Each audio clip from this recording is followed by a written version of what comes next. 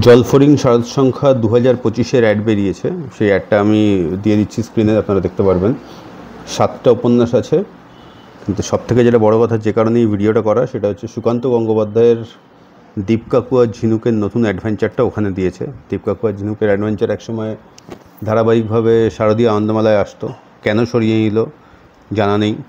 আনন্দ পাবলিশার্সের আরও অনেক অদ্ভুত সিদ্ধান্তের মধ্যে এটাও একটা।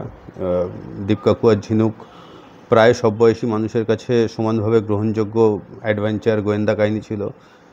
আরও অল্প বয়সে, বা অ্যাকচুয়ালি অল্প বয়সে, আরও অল্প বয়সে আমি বলতে পারি না, অল্প বয়সে দীপ কাকু আর ঝিনুকের প্রচুর অ্যাডভেঞ্চার আমি পড়েছি, আমার কিন্তু বেশ ভালো লাগতো।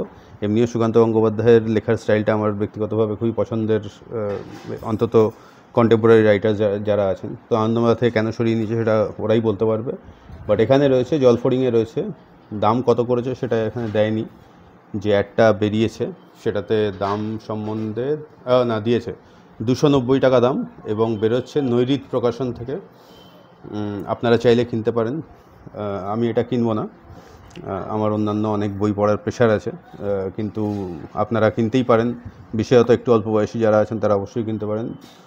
দীপ কাকু ঝিনুকের নতুন অ্যাডভেঞ্চার কেমন হয় দেখা যাক, পরে যদি কিনতে পারি, বা ওই কলেজ স্ট্রিটের সিইউয়ের ক্যাম্পাসের পাশের যে দোকানগুলো থাকে যেখানে পুরনো শারদীয়া পাওয়া যায়, সেখান থেকে পারলে পরে কিনবো। এই মুহূর্তে কিনছি না, বাট দেখা যাক কেমন হয়।